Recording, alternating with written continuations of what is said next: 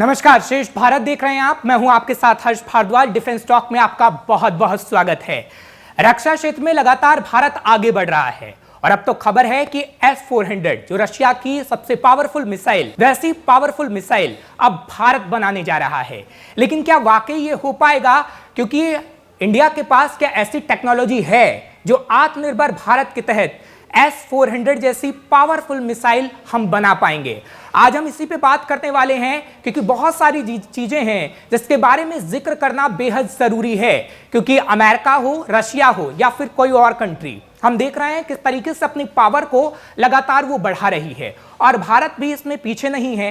जब से आत्मनिर्भर भारत का नारा दिया गया है, रक्षा क्षेत्र में लगातार काम हो रहा है। इसी मुद्दे पर हम बातचीत करेंगे। दो खास मेहमान इस वक्त मेरे साथ जुड़े हुए हैं। मुलाकात आपकी सबसे पहले उनसे करवा देते हैं, फिर एक एक करके चर्चा करेंगे कि आखिर कैसे हम अपने रक्षा क्षेत्र में और काम करेंगे और मजबूती से आगे बढ़ेंगे। दो खास मेहमान मिलवाते हैं आपको। सबसे पहले आपकी मुलाकात करवाते हैं कर्नल एस एस पठानिया जी से। पठानिया साहब, बहुत बहुत स्वागत है आपका श्रेष्ठ भारत पर। और इस वक्त मेरे साथ जुड़े हुए हैं राम श्रीवास्तव जी, रक्षा विशेषज्ञ के तौर पर। राम श्रीवास्तव जी, आपका भी बहुत बहुत स्वागत है।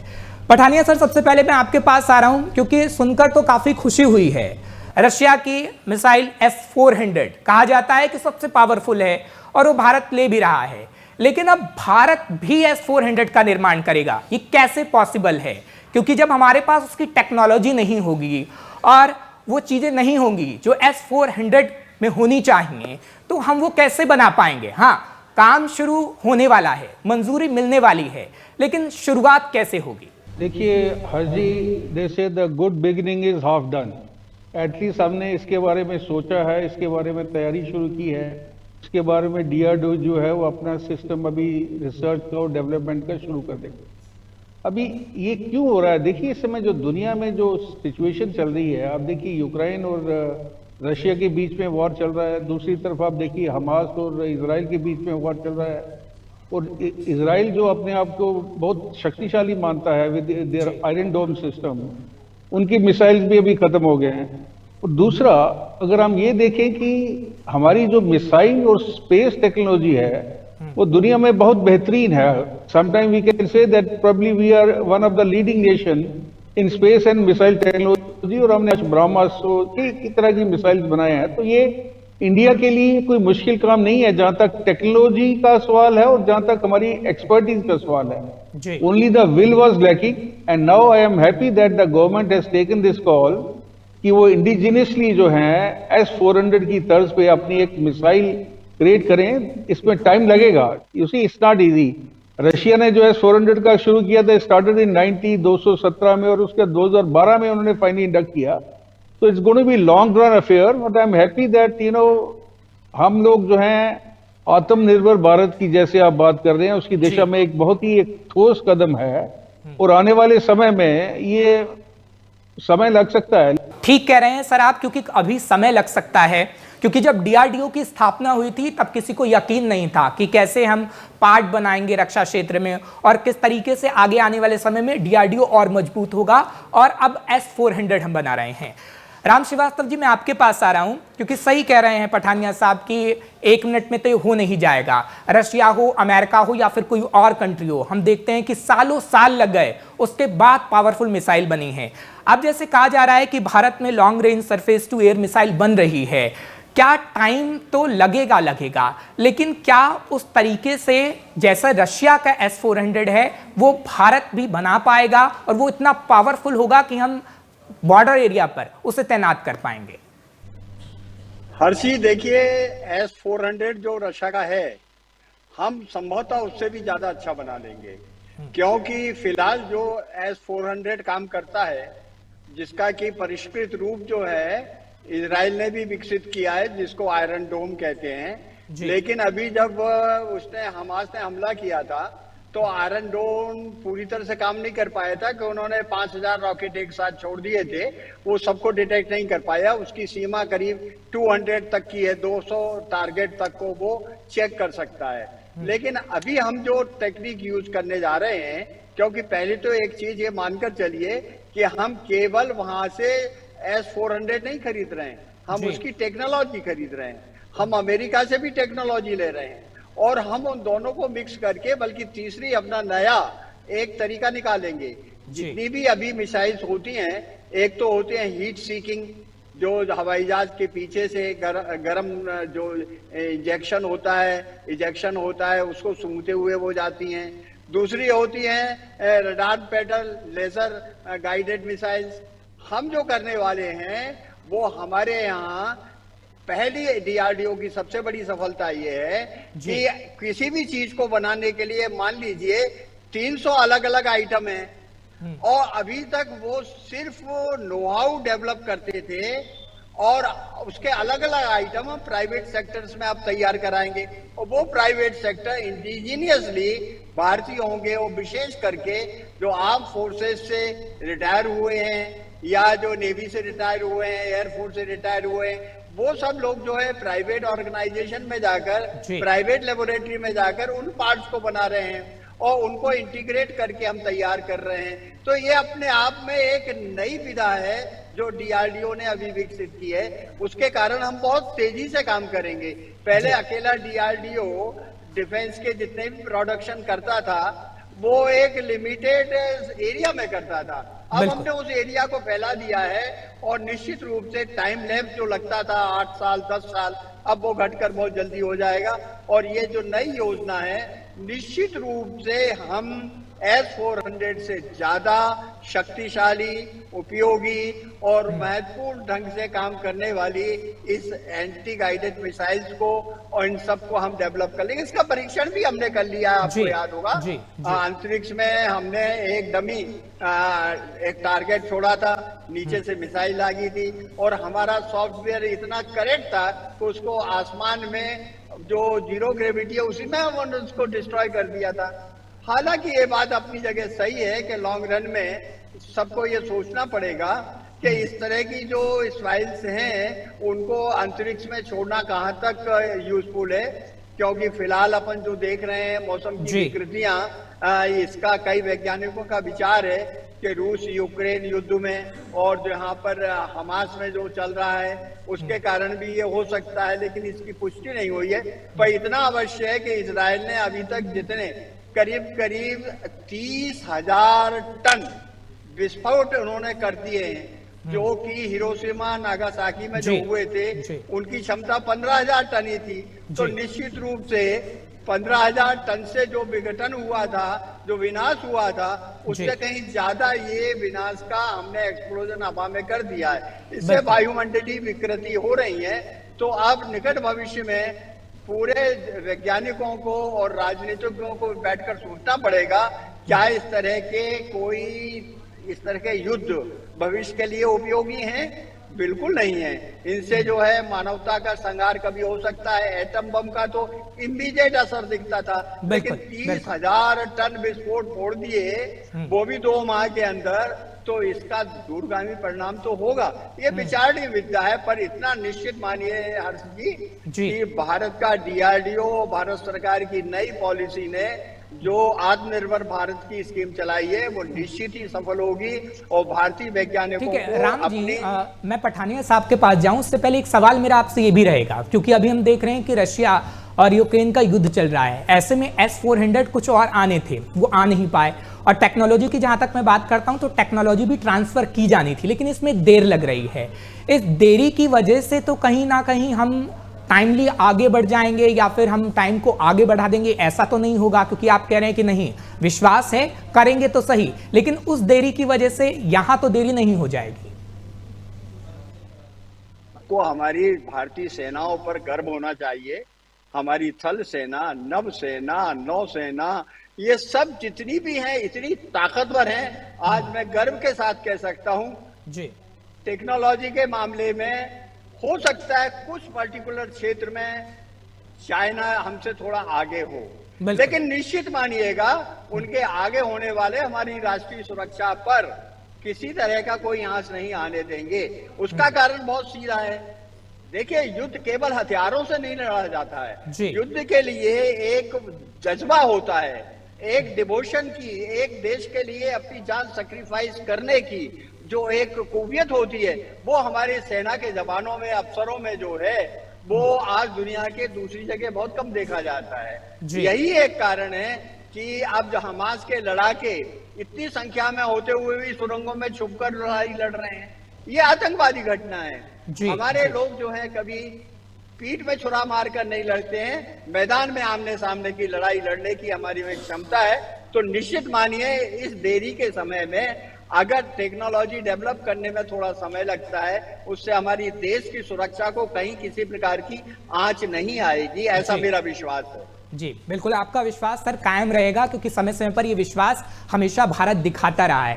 पठानिया सर, मैं आपके पास आ रहा हूं क्योंकि पिछले दिनों का वाकया भी आपको याद होगा, जब चीन की तरफ से एक जवाब आया था, चुनौती आप उसे कह सकते हैं कि उसके डीएफ और जेडएफ जैसा कोई भी नहीं बता सकता, कोई तैयार नहीं कर सकता। S-400 हम देख रहे हैं कि रशिया का कितना पावरफुल है, लेकिन भारत ने जिस तरीके से चीज़ों को तैयार किया है, दुनिया को दिखा दिया है कि भैया टेक्नोलॉजी हम ले भी रहे हैं और टेक्नोलॉजी हमारे पास है भी, जिसके जरिए हम वो चीज कर रहे हैं जो दुनिया को दिखा सकती है कि भारत किसी से कम नहीं है। तो क्या जो चाइना कह रहा है उसके अनुसार हम देखेंगे कि भारत आगे आने वाले समय में उसको भी पछाड़ सकता है? देखिए हर्ष जी, भविष्य के गर्भ में क्या छुपा हुआ है वो मैं प्रेडिक्ट नहीं कर सकता। I can only visualise. अभी हम जैसे राम सर बता रहे थे कि चाइना टेक्नोलॉजी में आगे है हमसे, उसमें कोई शक नहीं है। इजराइल टेक्नोलॉजी में हमसे आगे है, कोई शक नहीं है। जापान हमसे टेक्नोलॉजी में आगे है, उसमें कोई शक नहीं है जी। लेकिन अगर चाइना जैसी कंट्री भी रशिया से S-400 ले रही है, और उसके पीछे कोई वजह होगी ना कि technology per se is not sufficient to manufacture a weapon system of the caliber which is so complicated and it requires so many components. देखिए इसके अंदर दो चीजें हैं। जब हम मिसाइल टेक्नोलॉजी की बात करते हैं, इसमें कोई शक नहीं है कि स्पेस और मिसाइल टेक्नोलॉजी में हम बहुत आगे बढ़ चुके हैं, लेकिन one has to be pragmatic, optimistic but pragmatic at the same time. अगर हम ये तेजस का देखें अभी जो 80 में शुरू हुआ था और हम कहाँ पहुंच पाए हैं, और उसमें से कितने हम तेजस जो है वो बाहर की कंट्री को बेच पाए अभी तक, तो I will leave it at that जी। उसी तरीके से जब तक हमारे जो कम हैं, हमारे जो सॉफ्टवेयर हैं, इनकी डिपेंडेंसी दूसरी कंट्री पे खत्म नहीं होगी जी, तो ये डिले अक्कर होता रहेगा। तो हमें क्या करना है कि एक तो होलिस्टिक व्यू लेना पड़ेगा, जिसमें वो पूरी चीजें हमें डिसाइड करनी पड़ेगी कि अगर हमने ऐसा S-400 जैसा मिसाइल सिस्टम बनाना है, टेक्नोलॉजी हमारे पास बेशक हो, लेकिन वो कंपोनेंट तैयार करने की जो क्षमता है जो वो हमारे पास है या नहीं, और उसको हम कैसे डेवलप कर सकते हैं। अभी मैंने जो पढ़ा था, DRDO को बोला गया है कि 2028 तक आप ये सिस्टम बनाइए जी। अभी DRDO इसमें कितना आगे बढ़ता है, इसके अंदर कितना डिले होता है, but that's not important. The important is that we have chosen a destination and we are moving towards that. Delay will be part of that. उसके अंदर वो चीजें आएंगी, ट्रबल शूटिंग होगी, वो आस्ते आस्ते आगे हम बढ़ रहे हैं। और ये जो डिफेंस सेक्टर की हम बात करते हैं, ये भी बूस्ट कर रहा है इंडिया में। तो आने वाला समय जो है वो it's quite bright and I am hopeful कि may be with some delay we will reach somewhere akin to S-400 and then we will surpass them. Ram ji, मैं आपके पास ही आ रहा हूं, इसी सवाल को मैं लूंगा, क्योंकि जैसे कह रहे हैं पठानिया सर कि हाँ, आज़ादी के बाद सरकारें हों या फिर अलग जब सरकार बदली तो कैसे चेंज आया, पॉलिसी में भी चेंज आया, लेकिन हाँ हम वहाँ रुके नहीं और जो पार्ट्स बनते थे रक्षा क्षेत्र में वो 50% तक पहुँच गए, लेकिन क्या 100% तक ये पहुँच पाएगा? हर्षी, देखिए आज़ादी के समय जो भारत की स्थिति थी और उसके बाद जो स्थिति थी, उस समय आवश्यकता थी रोटी, कपड़ा और मकान, यही एकमात्र नारा था। और उस समय हम युद्ध के लिए कतई तैयार नहीं थे। इसके बावजूद भी द्वितीय विश्व युद्ध में जो हमारे भारतीय मूल की ब्रिटिश सेना ने जो कमाल दिखाया था, वो दुनिया के लिए कीर्तिमान बन गया है। और यही एक कारण था, उसी जज्बे, उसी हिम्मत, उसी साहस, उसी शक्ति के साथ हमने जो है 62 की लड़ाई भी लड़ी। हालांकि उसमें हमको थोड़ा सा घाटा उठाना पड़ा।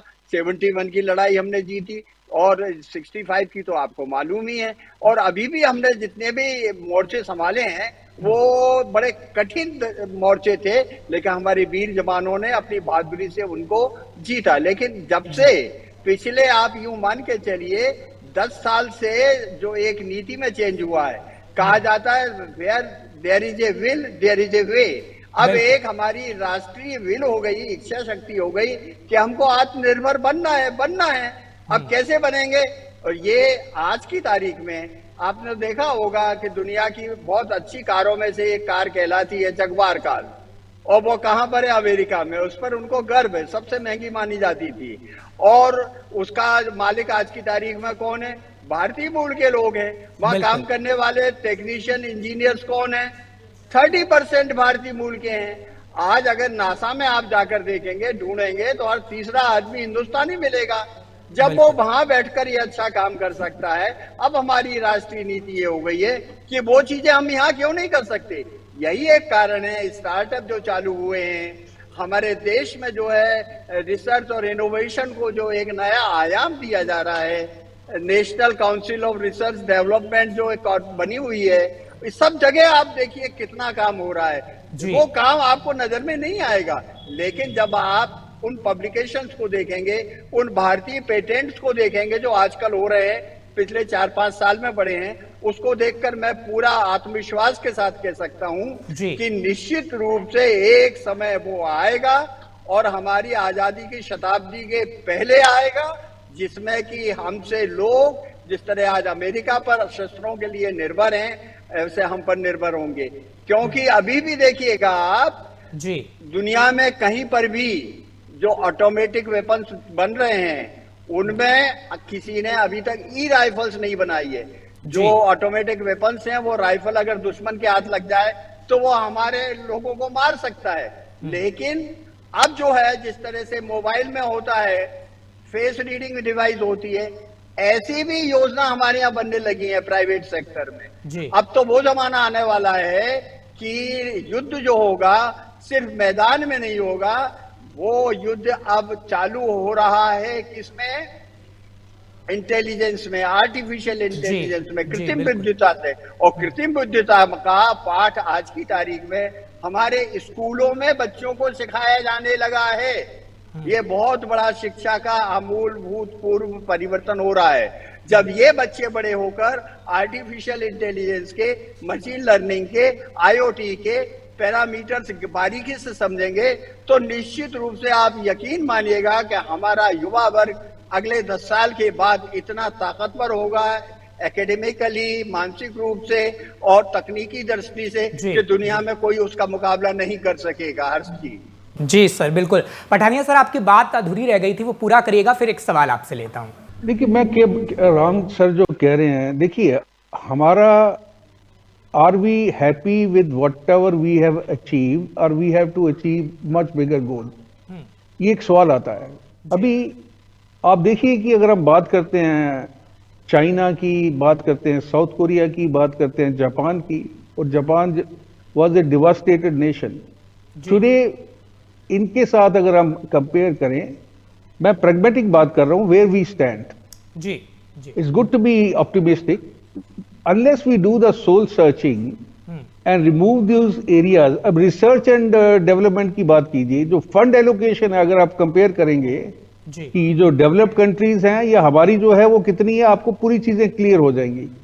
क्योंकि हमारा थर्स्ट एरिया कभी इस तरफ रहा ही नहीं। हमने कभी ये सोचा ही नहीं, जैसे राम साहब बोल रहे कि रोटी कपड़ा मकान से उभरने में हमें बहुत वक्त लग गया, और अभी हम उस सिचुएशन में है जहां पे हम G20 जैसा एक समिट करते हैं जो दुनिया में बेस्ट माना जाता है। सो दैट मीन हमारे पास चंद्रयान, हमारा जो साउथ उसमें जाके जोन में जाके लैंड करता है, हमारे space missile, people are emulating us.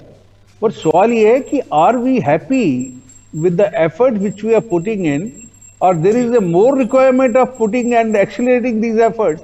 DRDO एक डिफंक्ट किस्म का ऑर्गेनाइजेशन होता है, बिकॉज नोबडी एम्पावर्ड इट। बिल्कुल। तो अभी वो शिफ्ट आया है पॉलिसीज के अंदर, एंड सबसे जो वो that is allocation of money. Because जब भी आप रिसर्च और डेवलपमेंट सेंटर में जाते हैं, आपको बहुत ज्यादा पैसा चाहिए। Are we in a position to continuously give that kind of a money? और कल को दूसरी गवर्नमेंट आ जाती है, मान लीजिए, उनकी प्रायोरिटी बदल जाएंगी।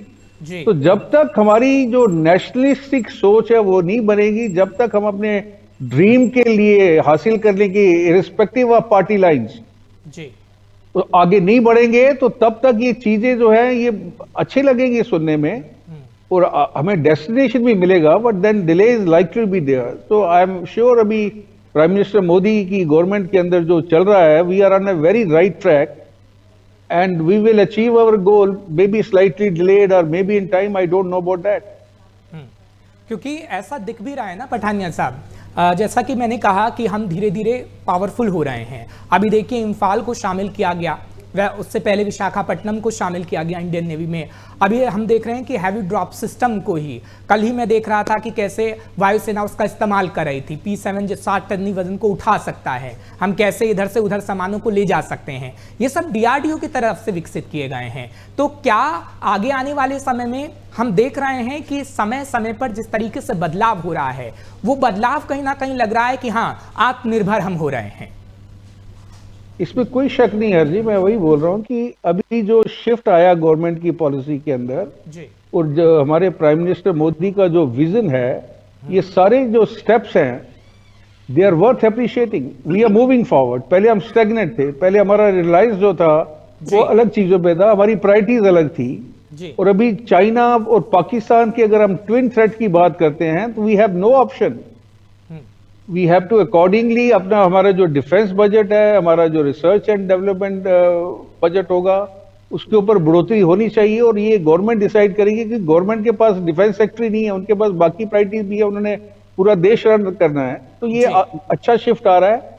उम्मीद है हम इस ट्रैक पे कंटिन्यू रहेंगे और सूनर और later will reach to our destination of being totally self dependent as such, and then we'll give it to other nation also.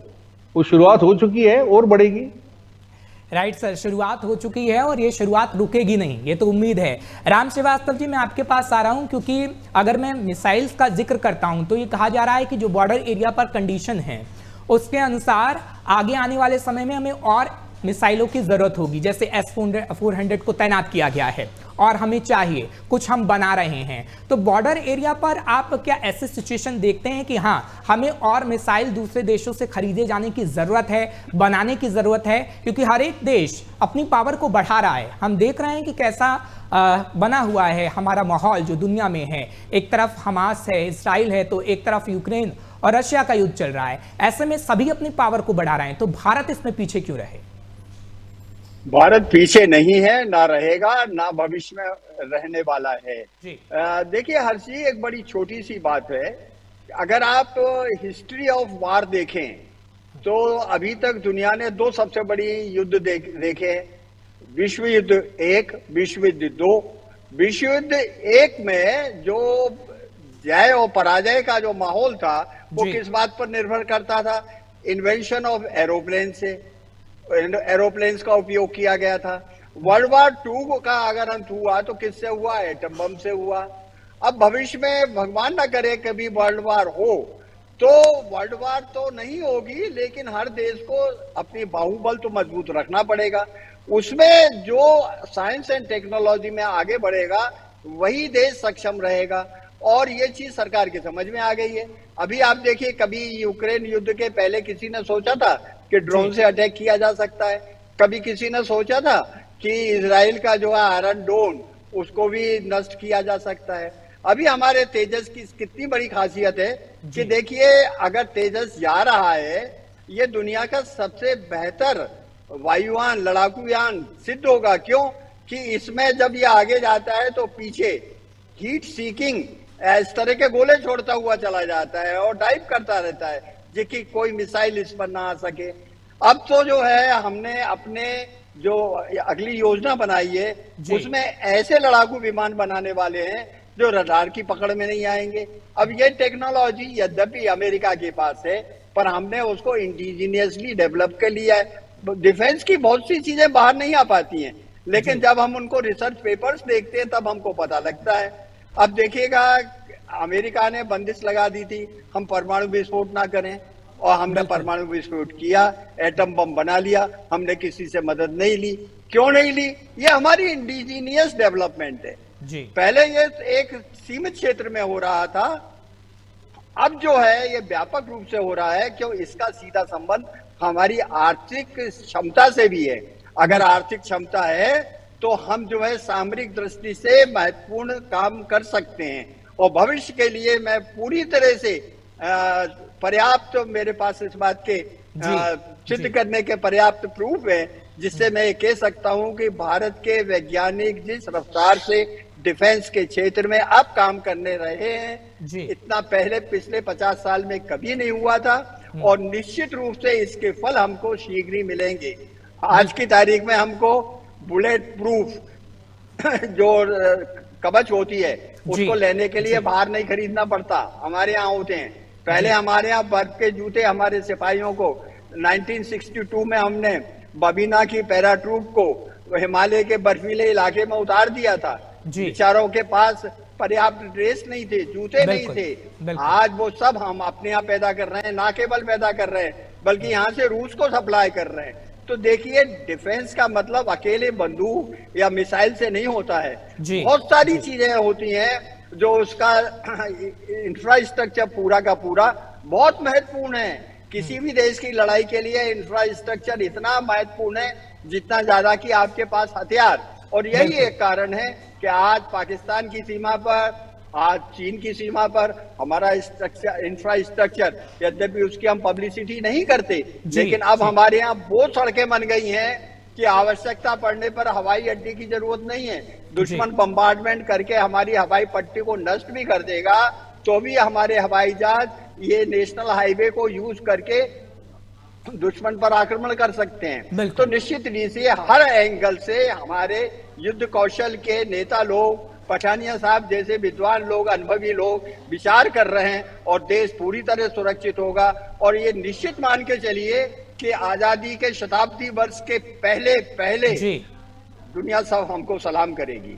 बिल्कुल करती भी है सर, सलाम करती भी है, सलाम करेगी भी, क्योंकि भविष्य अभी HAL का एक्सपो चल रहा है, उसमें अजीत डोभाल जी भी मौजूद थे, CDS भी मौजूद थे और भविष्य उन्होंने बता दिया। हालांकि इशारों में चीन और पाकिस्तान को थोड़ा सा इशारा भी किया। पठानिया साहब, ये सवाल मैं आपसे ले रहा हूं क्योंकि इशारा तो हम लगातार कर रहे हैं। अभी हम देख रहे थे कि किस तरीके से नौसेना दिवस था जब रक्षा मंत्री राजनाथ सिंह ने भी दुश्मन देशों को इशारा किया। ये इशारा बताता है कि भारत 62 वाला नहीं, भारत 2023 वाला भारत है। ये इशारा बताता है 71 वाला नहीं, 2023 वाला भारत है। और 2023 वाला भारत क्या 2045 में और मजबूत होगा? देखिए यार जी, इसमें कोई शक नहीं है कि जिस तरीके से हमारी डेवलपमेंट हो रही है, हमारा एक्सपोजर हो रहा है, हमारा टैलेंट बढ़ रहा है, चाइना और पाकिस्तान को अगर हम ट्विन थ्रेट लेके चलते हैं जो है, और अगर कल को वॉर की सिचुएशन आती है जी, उसको हम रूल आउट नहीं कर सकते, तो possibilities are very less, because तीनों जो नेशन है वो न्यूक्लियर नेशन है, और जहां हम न्यूक्लियर डेटरेंस की बात करते हैं तो very unlikely, what you never know, कुछ भी हो सकता है। अभी सवाल ये है कि दो चीजें मैटर करती हैं जब भी लड़ाई लगती है दो देशों के बीच में या तीन देशों के बीच में, दो एक तरफ, कि आपके पास रिसोर्सेज क्या हैं। रिसोर्सेज की जब हम बात करते हैं कि आपके पास आर्मी, नेवी और एयरफोर्स की अगर हम रिसोर्सेज मिला के चलते हैं, उसको कंपैरिजन करते हैं, देखिए चाइना इस समय अगर हम नेवल पावर की बात करें वो यूएसए से आगे भी निकल चुका है in terms of destroyer, frigates, Corbett's, submarines. तो लेकिन अमेरिका के पास सबसे बड़ा जो एज इस समय है वो है एयरक्राफ्ट कैरियर का। चाइना के पास 2 हैं, उनके पास 11 या 12 हैं।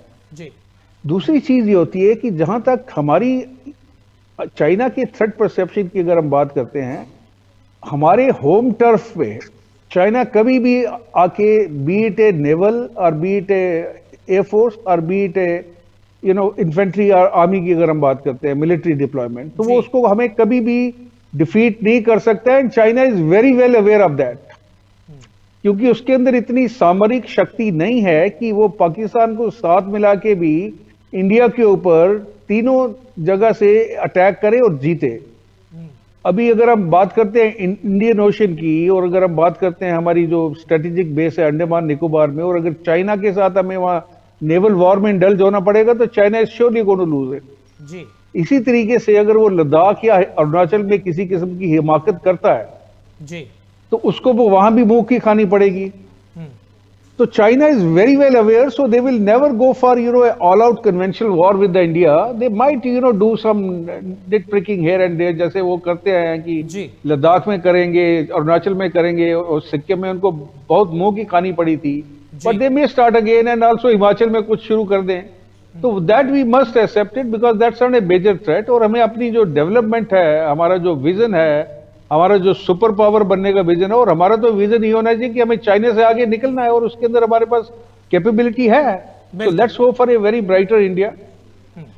बिल्कुल सही कहा आपने राम श्रीवास्तव जी. एक सवाल और आपसे ले रहा हूं, क्योंकि अगर मैं बात करूं, जैसे पठानिया सर कह रहे थे कि हमें अपनी डेवलपमेंट को बढ़ाना होगा, क्योंकि हमने देखा ना पिछले दिनों किस तरीके से चाइना ने साजिश रची श्रीलंका में, जब वो चीज़ें हुई कि लोग सड़कों पर उतर आए, संसद में घुस गए, जिसके बाद प्लानिंग की गई कि नेपाल को भी भड़काया जाए भारत के खिलाफ. श्रीलंका तो डूब ही रहा है, बांग्लादेश को भी अपने खिलाफ लिया जाए, अपने पास लिया जाए और भारत के खिलाफ लिया जाए. वो चाइना स्थितियां पैदा करता रहता है, लेकिन जब हमारी डेवलपमेंट सबसे ज़्यादा होगी तो हम दिखा सकेंगे कि हाँ, आप अब कुछ भी कर लीजिए, आपका कुछ होने वाला नहीं. जी देखिए, चाइना की जो सबसे खतरनाक पॉलिसी है वो क्या, वो किसी देश के राजनीतिज्ञों के या वहाँ के फौजी अफसरों की कमजोरियों को पकड़ते हैं, उनको घूस दे देकर वो अपने पक्ष में कर लेते हैं, और इस तरह से धीरे धीरे उन देशों के आर्थिक स्रोतों का दोहन करते हैं. यही श्रीलंका में हो रहा है, यही म्यांमार में हो रहा है, यही धीरे धीरे अफ्रीकन देशों में हो रहा है. आज जितने भी रेयर अर्थ एलिमेंट की खदानें हैं, रेयर अर्थ एलिमेंट जितने भी मिल रहे हैं, अफ्रीका से मिल रहे हैं, वो सब चाइना ने अपने कब्जे में कर लिया. नेपाल में उसकी नजर क्यों है? नेपाल में उसकी नजर सिर्फ इसलिए है कि एवरेस्ट पहाड़ के आसपास जो है यूरेनियम और रेयर अर्थ एलिमेंट का विपुल भंडार पकड़ में आया है. तो वो उसकी हरकतें यही हैं. लेकिन एक बात आप निश्चित मानिएगा, जब किसी देश के प्रमुख राजनीतिक दलों के लोग हमारे चीनी दुश्मन के साथ बैठकर वहां से दान लेने का प्रयास करते हैं, तो निश्चित रूप से कमजोरी हमारे भीतर की है. जी. चाइना को आगे बढ़ने की या ऐसा हरकतें करने की हिम्मत क्यों हो रही है? उसे मालूम है यह स्लीपर सेल्स हैं, इनको फोड़ा जा सकता है. इसीलिए मैं बहुत समय से कहता आ रहा हूं कि हमको अब आगे निकट भविष्य में देश को सच में स्ट्रांग बनाना है. या देखिएगा, रूस ने अभी घोषणा की है, वहां पर युवकों की कमी हो गई है. जी.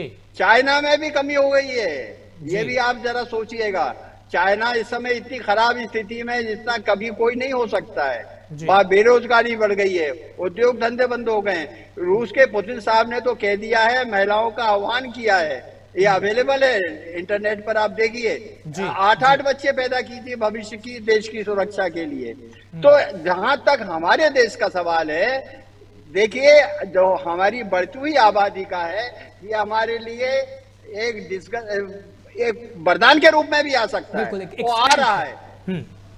तो फिलहाल जो मैं कहता हूं, हमेशा कहता हूं कि अब वो समय आ गया है कि हमको राज्यसभा, लोकसभा, विधानसभा, इनमें जो भी हमारे नेता जाएं, उनको कम से कम 6 महीने बॉर्डर पे रहना चाहिए, जिससे कि वो समझ जाएं कि देश की रक्षा के लिए खून कैसे बहाया जाता है. जब तक ये जज्बा नहीं आएगा, और निश्चित रूप से मुझे ऐसा लग रहा है कि भविष्य में हमारे यंग ब्लड राजनीति में एक क्रांति लाएंगे, और इस तरह से राजनीतिज्ञों का जो एक स्वार्थ का मन का है, जो इस तरह से करप्शन का आइडिया है, इसको पूरी तरह खत्म करेंगे. और उसका शुरुआत जो है वर्तमान के चुनाव के रिजल्टों से सामने आता जा रहा है. यद्यपि मैं राजनीतिक दृष्टि से नहीं बोल रहा हूं, लेकिन देश के हित के लिए ये बहुत आवश्यक है कि बाहर के दुश्मनों को नजर रखने के पहले हमारे भीतर जो दुश्मन है, उनका हमको सफाया करना पड़ेगा. जब तक वो मानसिकता नहीं बदलेगी, देश की मिट्टी के लिए प्रेम नहीं बदलेगा, जब तक ये नहीं होगा, तब तक जो है हम हमेशा इसी तरह से सोच विचार करते रहेंगे. और इसके लिए ये आवश्यक है. बिल्कुल आपने सही कहा, क्योंकि भविष्यवाणी तो हम नहीं कर सकते हैं, लेकिन भविष्य में ऐसा होगा नहीं तो आगे आने वाले समय में हम देखेंगे कि भारत कैसे मजबूत होगा. इस पर हमें काम करना होगा. आप दोनों का बहुत बहुत शुक्रिया। पठानिया सर, आपने समय निकाला श्रेष्ठ भारत के लिए, आपका बहुत बहुत शुक्रिया। राम जी, आपका भी बहुत बहुत शुक्रिया, श्रेष्ठ भारत के लिए आपने समय निकाला। मुलाकात जरूर होगी और रक्षा क्षेत्र पर हम बातचीत जरूर करेंगे। आप दोनों का बहुत बहुत शुक्रिया। तो दो खास मेहमान इस वक्त हमारे साथ जुड़े हुए थे और बता रहे थे कि आत्मनिर्भर भारत के तहत किस तरीके से भारत आगे बढ़ेगा, भारत कैसे टेक्नोलॉजी को लेके आएगा दूसरे देशों से, और कैसे S-400 जैसा ही मिसाइल तैयार करेगा और उसके लिए कितनी चुनौतियां भारत में होंगी। लेकिन हां, भारत हमेशा से जब भी कुछ तैयार करता है तो वो दिखाता है दुनिया को कि हम ऐसा कर देंगे, और जब ये विश्वास भारत के मन में होता है तो भारत कर दिखाता है और उसका इतिहास गवा रहा है, क्योंकि भारत दुनिया में किसी से पीछे ना रहा है, न रहेगा। श्रेष्ठ भारत पर डिफेंस टॉक में बस इतना ही। अगले हफ्ते फिर आपसे मुलाकात होगी डिफेंस टॉक में नए खास मेहमान के साथ। पूरी चर्चा करेंगे और आपको कुछ और नई जानकारियां देंगे। मुझे इजाजत दीजिए, नमस्कार।